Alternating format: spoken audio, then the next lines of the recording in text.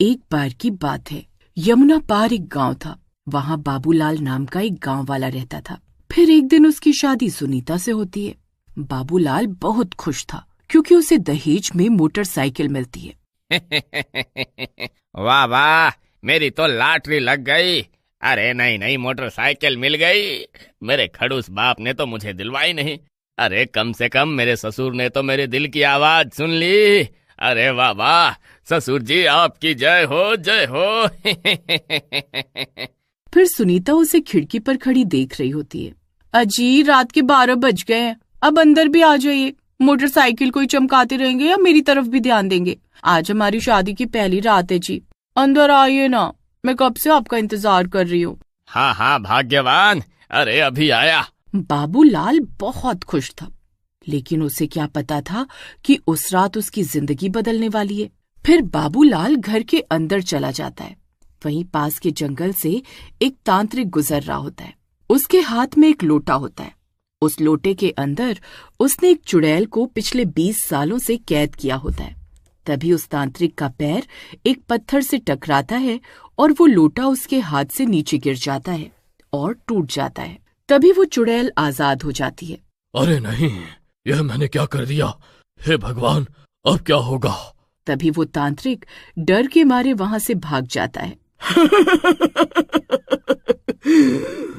आखिरकार मैं आजाद हो ही गई। तभी वहां से एक मोटरसाइकिल वाला गुजरता है। चुड़ैल को सामने खड़ा देखकर वो डर जाता है और उसकी मोटरसाइकिल पेड़ से टकरा जाती है। अरे ये चुड़ैल कहाँ से आ गई? उस चुड़ैल को देखकर वो गांव वाला अपनी मोटरसाइकिल वहीं छोड़कर भाग जाता है। अरे रुक, भागता कहाँ है? मुझे बहुत प्यास लगी है। तेरा खून पीकर मैं अपनी प्यास बुझाऊंगी। रुक डरपोक। फिर वो गांव वाला भागता हुआ जंगल की ओर चला जाता है। अरे ये भी गया। मुझे बहुत प्यास लगी है, अब मैं अपनी प्यास कैसे बुझाऊं? तभी चुड़ैल को मोटरसाइकिल से गिरे हुए पेट्रोल की खुशबू आकर्षित करने लगती है। अरे वाह, कितनी प्यारी खुशबू है। ये क्या चीज है? फिर चुड़ैल नीचे मुंह करके जमीन पर पड़ा हुआ पेट्रोल चाटने लगती है। इसका स्वाद तो खून से भी अच्छा है। ये क्या चीज है? जो भी है बहुत बढ़िया है। फिर चुड़ैल मोटरसाइकिल की टंकी का पूरा पेट्रोल पी जाती है। मजा आ गया। फिर चुड़ैल और ज्यादा पेट्रोल की तलाश में गांव पहुंच जाती है। गांव में किसी के पास भी कार नहीं होती, बस कुछ चुनिंदा लोगों के पास मोटरसाइकिल होती है। फिर चुड़ैल की नजर बाबूलाल की नई नवेली मोटरसाइकिल पर पड़ती है। फिर वो उसकी मोटरसाइकिल के पास बैठ जाती है और मोटरसाइकिल का पेट्रोल पाइप निकालकर पेट्रोल पीने लगती है। मजा आ गया। फिर चुड़ैल पूरी पेट्रोल की टंकी खत्म करके वहां से आगे बढ़ जाती है। वहीं बाबूलाल अपनी पत्नी के साथ कमरे में बैठा होता है। दहेज में मोटरसाइकिल मिलने की खुशी में वो फूला नहीं समा रहा होता। अरे सुनीता, आज मैं बहुत खुश हूँ। मेरे प्यारे ससुर जी ने मेरा बचपन का सपना पूरा कर दिया। वाह वाह। अजी अब बस भी कीजिए, कितनी खुशी मनाएंगे। अरे सुनीता, मुझे रहा नहीं जा रहा। पता नहीं कब सुबह होगी और कब मैं मोटरसाइकिल को पूरे गांव में घुमाऊंगा। अजी सुबह होने का इंतजार क्यों करना? अगर आप चाहो तो हम अभी घूमने जा सकते हैं। चलिए एक चक्कर लगा कर आते। वाह वाह, अरे तुमने तो मेरी मुंह की बात छीन ली। चलो जल्दी चलो। फिर बाबूलाल और सुनीता खुशी खुशी घर से निकलते हैं और मोटरसाइकिल पर बैठकर गांव में घूमने निकल पड़ते हैं। लेकिन कुछ दूर जाते ही मोटरसाइकिल झटके मारने लगती है। अरे अरे, ये क्या हो गया? ये झटके क्यों मार रही है? अजी आपको मोटरसाइकिल चलानी तो आती है ना, ठीक से चलाइए, ये झटके क्यों मार रहे हैं? तभी मोटरसाइकिल झटके मारते मारते रुक जाती है। अरे अरे, इसे क्या हो गया? फिर बाबूलाल बहुत देर तक कोशिश करता है लेकिन मोटरसाइकिल स्टार्ट नहीं होती।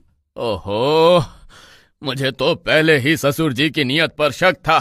पता नहीं क्या खटारा मोटरसाइकिल दी है, कुछ कदम चलते ही खराब हो गई। हाँ अजी खबरदार, अगर मेरे पापा के बारे में कुछ भी कहा तो मुझसे बुरा कोई नहीं होगा। अरे अब इस मोटरसाइकिल को खटारा नहीं कहूँ तो क्या कहूँ? कुछ कदम चलने पर ही खराब हो गई। सस्ता मॉडल खरीदा है ससुर जी ने पैसे बचाने के अरे नास मिटे, तू साइकिल पर ही सही था। तुझे तो मोटरसाइकिल दिलवानी नहीं चाहिए थी। मैं कल ही पापा को फोन करके मोटरसाइकिल वापस भिजवा दूंगी, फिर चलाना अपनी खटारा साइकिल। अरे प्रियतम, तुम तो नाराज हो गई। अरे मैं तो मजाक कर रहा था। फिर बाबूलाल मोटरसाइकिल हिलाकर देखता है तो उसे टंकी से पेट्रोल की आवाज नहीं आती। लगता है पेट्रोल खत्म हो गया है। ओहो, लगता है ससुर जी ने सिर्फ 10 रुपए का ही पेट्रोल डलवा कर दिया था, तभी 10 कदम भी नहीं चली। फिर जैसे तैसे वो मोटरसाइकिल को धक्का मारकर वापस घर ले आते हैं और थके हारे सोने चले जाते हैं। वहीं दूसरी तरफ चुड़ैल पेट्रोल की तलाश में पूरे गांव में घूम रही होती है। आज तो मजा आ गया, कल फिर आऊंगी। फिर सुबह होने पर बाबूलाल मोटरसाइकिल को जैसे तैसे पेट्रोल पंप पर लेकर जाता है और पेट्रोल टैंक फुल करवाता है और अपने काम पर चला जाता है। फिर आधी रात होने पर चुड़ैल दोबारा गांव में आती और बाबूलाल की मोटरसाइकिल का पूरा पेट्रोल पी जाती। फिर अगले दिन सुबह होने पर बाबूलाल मोटरसाइकिल स्टार्ट करने की बहुत कोशिश करता है, लेकिन वो स्टार्ट नहीं होती। फिर वो मोटरसाइकिल को हिलाकर देखता है। अरे ये क्या, अभी कल ही तो टंकी फुल करवाई थी। अरे इतने जल्दी खाली कैसे हो गई? फिर वो दोबारा पेट्रोल पंप जाता है और पेट्रोल फुल करवाता है। फिर अगले दिन चुड़ैल फिर आती है और पूरा पेट्रोल पी जाती है। फिर रात होने पर सुनीता और बाबूलाल खिड़की से छुपकर मोटरसाइकिल पर नजर रखने लगते हैं। तभी थोड़ी देर में चुड़ैल वहां आती है और मोटरसाइकिल के पास आकर बैठ जाती है और पेट्रोल पीने लगती है। ये देखकर उनकी आंखें फटी की फटी रह जाती हैं। चुड़ैल, अरे ये चुड़ैल कहाँ से आ गई गांव में, और ये पेट्रोल क्यों पी रही है? अरे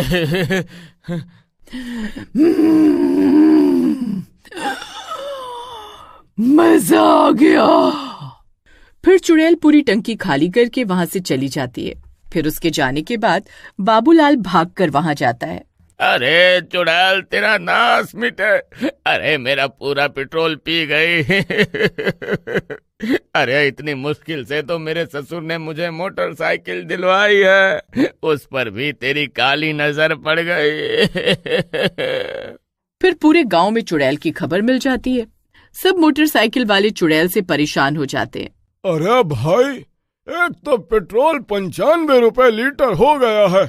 सरकार इतना महंगा पेट्रोल बेचकर हम गरीबों का खून पी रही है, और ये चुड़ैल हमारा पेट्रोल पी रही है। अरे भाई, मैं तो कहता हूँ मोटरसाइकिल में पेट्रोल डलवाना बंद कर देते हैं। जब उसे पेट्रोल नहीं मिलेगा तो अपने आप गांव छोड़कर चली जाएगी। हाँ, तुम सही कहते हो भाई। आज के बाद कोई भी मोटरसाइकिल में पेट्रोल नहीं डलवाएगा। फिर रात होने पर चुड़ैल वापस गांव में आती है। सब गांव वाले छुप छुप कर चुड़ैल को देख रहे होते हैं। फिर चुड़ैल बारी बारी से हर मोटरसाइकिल के पास जाती और पेट्रोल पीने की कोशिश करती, लेकिन किसी भी मोटरसाइकिल में पेट्रोल न होने की वजह से उससे गुस्सा आ जाता है। फिर वो गांव वालों का दरवाजा खटखटाने लगती है। ए गांव वालों, खोलो दरवाजा, अब मैं तुम्हारा खून पीकर अपनी प्यास बुझाऊंगी। अरे मर गए रे। अरे ये दाव तो हम पर ही उल्टा पड़ गया रे। अरे अब ये नास मिट्टी चुड़ैल तो पेट्रोल की जगह खून पीने की बात कर रही है। अरे अब क्या होगा? अजय, आप घबराइए नहीं, मेरे पास एक तरकीब है। फिर सुनीता खिड़की पर जाती है और चुड़ैल से माफी मांगती है। चुड़ैल जी, हमें माफ कर दो, आप आज वापस चली जाओ, कल आपको पेट्रोल मिल जाएगा। ठीक है, मैं जा रही हूँ, लेकिन मैं कल फिर आऊंगी। हे भगवान, अरे ये किस मुसीबत में फंस गए हम। आने दो इस चुड़ैल को, कल दोबारा इसे मजा मैं चखाऊंगी। फिर अगले दिन सुनीता मोटरसाइकिल की टंकी में गंगा जल भर देती है और वो दोनों चुड़ैल के आने का इंतजार करने लगते हैं। फिर आधी रात होते ही चुड़ैल दोबारा पेट्रोल पीने आ जाती है। अच्छा हुआ तू आ गई चुड़ैल, अब तुझे मजा आ जाएगा। फिर चुड़ैल पेट्रोल समझकर गंगा जल पी जाती है। गंगा जल पीते ही उसकी हालत खराब हो जाती है और वो तड़पने लगती है। अरे कमबख्त, तो ये क्या पिला दिया मुझे?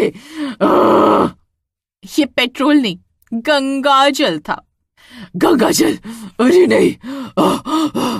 चलो, अब तुम्हारी मुक्ति का समय आ गया है। फिर चुड़ैल जलकर राख हो जाती है और उसे मुक्ति मिल जाती है।